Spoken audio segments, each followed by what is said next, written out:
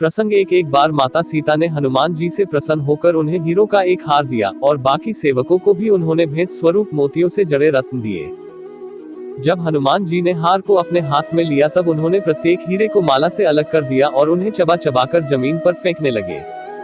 यह देख माता सीता को क्रोध आ गया और वे बोली, अरे हनुमान, ये आप क्या कर रहे हैं? आपने इतना मूल्यवान हार नोच खसोट कर नष्ट कर दिया। यह सुनकर अश्रुपूरित नेत्रों से हनुमान जी बोले, माते, मैं तो केवल इन रत्नों को खोलकर यह देखना चाहता था कि इनमें मेरे आराध्य प्रभु श्री राम और माँ सीता बसते हैं अथवा नहीं। आप दोनों के बिना इन पत्थरों का मेरे लिए क्या मोल?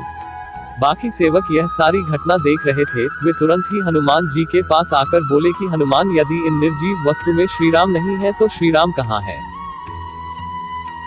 प्रभु श्री राम तो मेरे हृदय में बसते हैं। इतना कहकर उन्होंने अपनी छाती चीर डाली और माता सीता सहित सभी सेवकों को हनुमान जी के हृदय में श्री राम जी के दर्शन हुए। प्रसंग 2 एक बार माता सीता अपने मांग में सिंदूर लगा रही थी। उनके पास में ही बैठे हनुमान जी उन्हें सिंदूर लगाते हुए देख रहे थे। उन्होंने सीता माता से पूछा, माते, आपको हर रोज हम इसी तरह सिंदूर लगाते हुए देखते हैं, मांग में सिंदूर लगाने से क्या आशय है?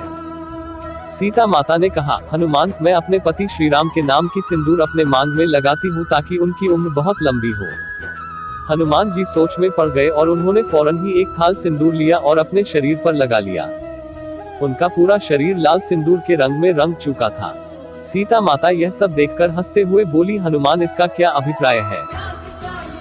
हनुमान जी ने उत्तर दिया, माते, मैंने भी श्री राम के नाम का सिंदूर पूरे शरीर भर में लगाया है ताकि उनकी असीम कृपा मुझ पर हमेशा बनी रहे और मेरे प्रभु, मेरे आराध्य की उम्र इतनी लंबी हो कि मेरा संपूर्ण जीवन उनकी सेवा में ही बीते। हनुमान जी के इन वचनों को सुनकर माता सीता का हृदय गदगद हो उठे। प्रसंग 3 जब हनुमान समुद्र पार करके सीता माता को खोजने के लिए लंका पहुंचे तब वे रावण के छोटे भाई विभीषण के पास गए। विभीषण ने हनुमान जी से एक छोटा सा प्रश्न किया कि प्रिय हनुमान, क्या श्री राम मेरे ऊपर कृपा दृष्टि बनाएंगे? रावण मेरे भ्राता है, क्या यह जानते हुए भी वो इस संसार से मुझे मुक्ति दिलाएंगे?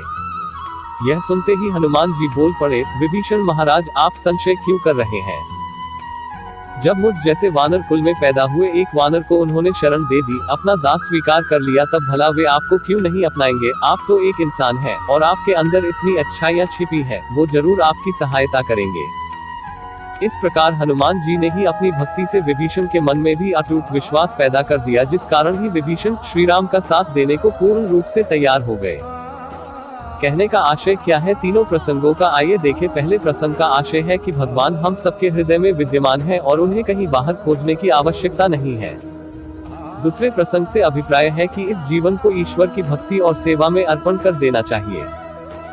और तीसरे प्रसंग से अभिप्राय है कि यदि हमारे अंदर भगवान के प्रति श्रद्धा, भक्ति और विश्वास है तो हम यही विश्वास दूसरों के अंदर भी पैदा कर सकते हैं। आशा करता हूँ कहानी पसंद आई होगी आप सभी को।